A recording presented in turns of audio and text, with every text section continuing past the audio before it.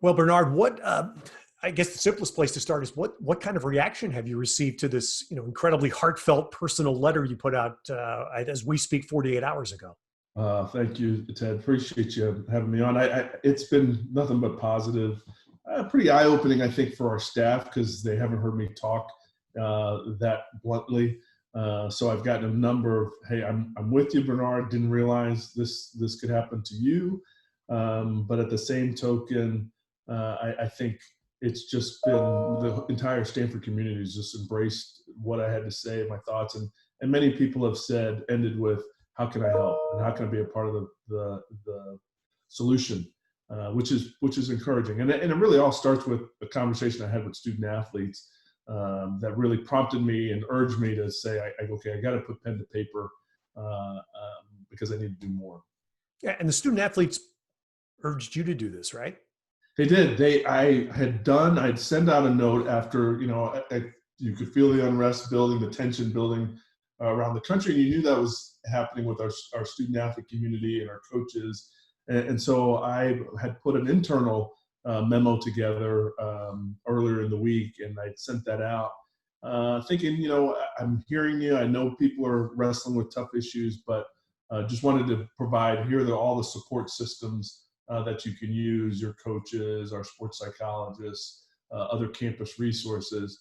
And I had a group of students call me. I woke up first thing Monday morning and I got this email from 10, 12 of our student athletes, all of whom were Black, and said, "Bernard, we want to call out that, we haven't heard from you. And your internal letter is not enough." And so I said, let's get on a call and talk this through. And they were so passionate and just said, we want more of you in a nutshell. And I said, "You know what, by the end of this day, I will have my thoughts on paper and we will get something out." And since then, I've gotten the notes from many of them just saying, "Thank you for listening." Now, to me, the work is to be done. I mean, this is just kind of a start of many more conversations I'm going to visit with this group of student athletes coming up next week, and we're going to continue the dialogue, which I owe them, and I think there's obviously more that we can be doing on our campus, and I know many other campuses are having the same conversation as I talk to my peers. And that's what I want to go was what you talked about there going forward. But I was so taken because I've known you a long time as well, back to your days on the administration at Notre Dame. Yeah. I didn't know that about you. How was it hard to speak that personally? Yeah, it was, but and I said this in the note. Between the student athletes and my daughters, and my oldest daughter is about to graduate, and a few days earlier in the week, she came out of her room and she was just crying, and I know she's on the phone with some friends, and I'm going, "Oh my gosh, I don't know what to tell. I don't know what to say to her. This is America that we live in, and this is what the environment, being Black, this is what I've been accustomed to." And so I didn't have answers, and so I was struggling with that. And then when I heard from this group of our student athlete population, I was like, "Okay, I need to put myself in this arena as well too." And so that's what we tried to do. In your letter, and I'm fascinated by this because as I've told you, look, I'm another one, like many people of my group, we're struggling right now. We're struggling with what to say. Yeah. And you said, "I realized I've been searching for an answer to the wrong question." Yeah. And the thing was, I thought I had to have all the answers, and so I'm thinking that I have to provide our student athletes with, here, I've got to be the one who has all the knowledge and provide that to them. And I realize I can't. That's not what I'm here for. I'm here to provide, be a resource and listen. And that's the biggest thing that I can provide. Yeah. And that's what I'm trying to do. I've been hearing and trying to, like everybody, absorb as much as I can. And James Blake, the tennis player, has been a friend and a colleague, has been through his own horrible incident a few years back in New York City. And I was just listening to James. I texted him a little bit last night. I was just listening to him on an interview, and he used the word I've heard a lot: exhausted. And it's not physical exhaustion, obviously. Yeah. It's emotional, No. right? Right, exactly. It's all emotional, and you see the images that we've seen over the last week, last 10 days here. You are emotionally exhausted because you know what that family has gone through. The Floyd family had went through. You've seen those images before, sadly to say, in our country. You've seen reaction both positive and somewhat negative, and you're sitting there going, "Oh my gosh!" In this day and age. You don't expect to see it that vividly. And then, one story, in Minneapolis, and then another story, what's going on in Atlanta, and then another story going all around our country. And you're going, wow, I can't believe, what has transpired of late in Louisville and other places. It's just like, oh my goodness. And we thought we'd be further along. But it shows that we really have much more work to do. We have many miles to go. Yeah. Well, what other messages did you get and this from talking from the Stanford student athletes? As you said, all African American student athletes. Um, in terms of action, what other things did they tell you? Well, I think the one thing that I gathered from them is they're hurting, right? And they need an outlet to voice their concern. The other thing that they told us is, gosh, you need to stop. Let's pause for a second as a department and look what you're doing. When we had in our social media accounts kind of a day in the life series that we were doing on student athletes, and they were like, stop that. That's not the time to really be talking about a day in life when our country's suffering. And we paused, and now if you follow our accounts for many of our teams, it's more a reflection of what's going on in society. And so each team has come up with statements and thoughts. And then hopefully soon here we'll have some student athletes that will present individually their thoughts, and we'll use that as a platform to provide them. Yeah, it's interesting because, well, the Pac-12 as a conference, and I've been around Stanford a long time. I know what a great university it is. Has always seemed to provide those forums for students themselves. Yeah. Is that something we'll see going forward, where the students will become, these students in particular, will become active? I think so. I hope so. Yeah. I think it's certainly been a topic of conversation among my peers within the Pac-12. I know the conference is thinking about this and how we can reach a broader student athlete population and have some folks who can facilitate greater conversations among our student athletes, among our coaches, among administrators. And so, yeah, I could see from a conference level, I can certainly see from the Stanford perspective, we're going to further engage our student athletes and talk about this more openly. I had a chance to visit with some of our coaches this week, and they said, boy, I don't know how to start the conversation. And I said, well, start with something that I quickly learned. I didn't know how to start the conversation with the student athletes that said, hey, let's get together. But I just paused and listened and just said, tell me what's on your mind. And we went, and those student athletes that didn't speak up, we called on them, and they had something that was really important to say. And it was great to just hear them out. And that's all they're looking for, is to be heard. And I'm thinking, as you say that, Bernard, I can think of right off my three great resources for this. At Stanford would have David Shaw, obviously present day, but two, Richard Sherman and Doug Baldwin. Yeah, Doug Baldwin in particular, given his family's existence in law enforcement. Yeah. No, I'm sure. I know at certain points Richard and Doug have visited with our team. I'm not sure if that's occurred since this has gone on, but certainly. I know David is proud of, especially the young men we have in our program right now, because they were pretty vocal as well too in their conversation, and I love the statement that they came out with. I think it's part of the culture that you can have men and women who are not afraid to speak their mind. It took a lot of courage for them to visit with David, to visit with myself, and say, we need you. And so that's exactly the type of people we want to be around, and I'm really excited and inspired about what the future may hold because of the young people and the caliber of young people that we have. I think it's again, it strikes me listening to something James Blake said it in this interview I listened to this morning, where he said he thinks athletes need to speak because they have, most cases, a powerful voice, more powerful, he said, specifically than politicians. Now, James is, I think, referencing professional athletes we're in college athletics here, but do you see some parallel in that, Bernard? I do, and I think for college athletes, in certain instances, especially in certain communities, they have a great voice as well too. And I was struck by student athletes wanting to hear from the old ADs, many times in the corner office. What do I have to say that can help? And but then I thought, you know what, I have a leadership role in this community, and they are right, and they do want to hear the voices from our coaches, from myself, and our community likewise wants to hear from them. And so to have this platform to be able to kind of speak our mind and be authentic is a wonderful thing that after this, we understand we can't take it for granted. And so that's what we're going to try to use moving forward.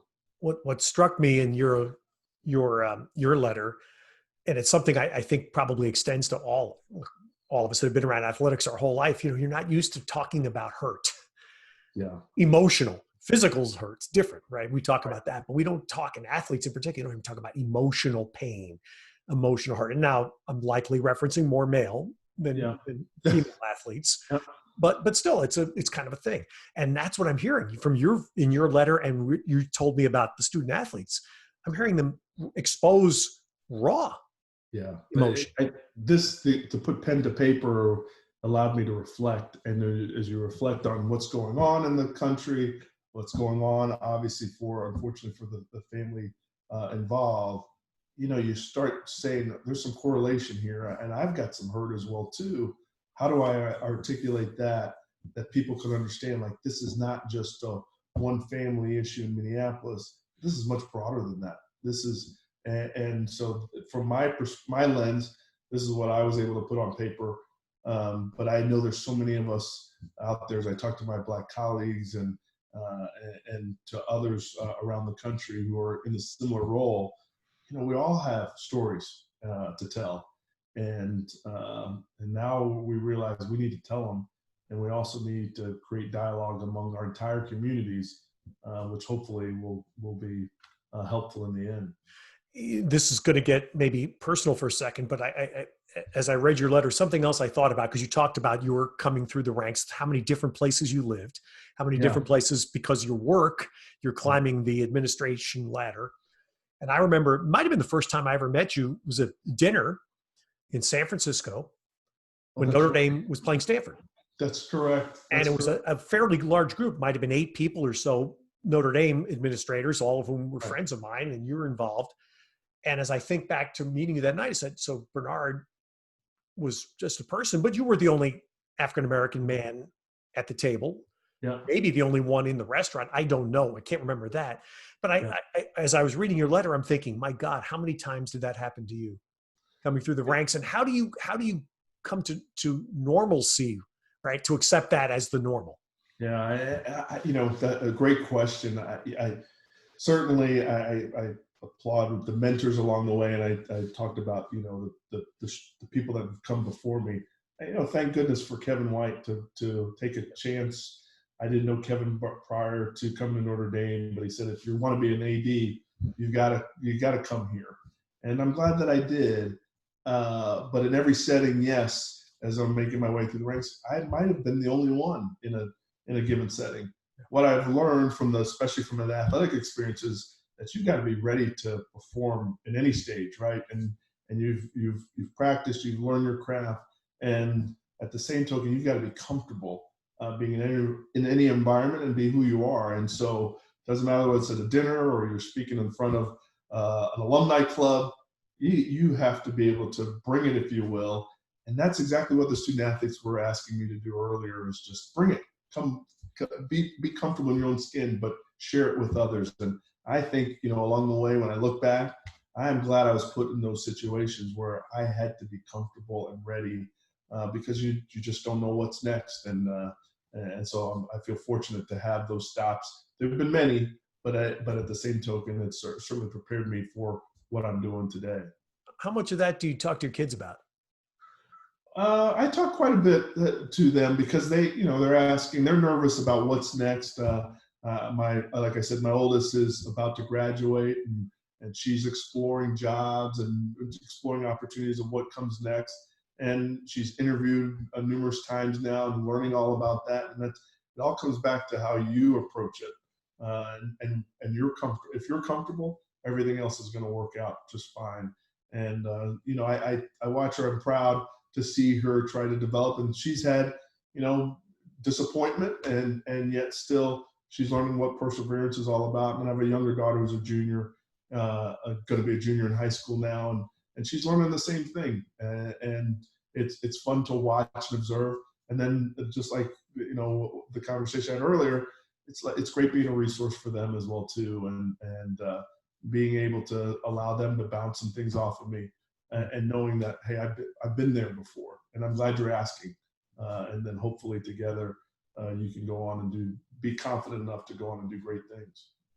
So to circle back, Bernard, to where we started on this, another member of the Stanford family, Eric Reveneau, who played at Stanford, coached at Stanford, came out this week and had an idea that struck me. I'd never heard this before, but called for this election day to be an NCAA, in essence, holiday.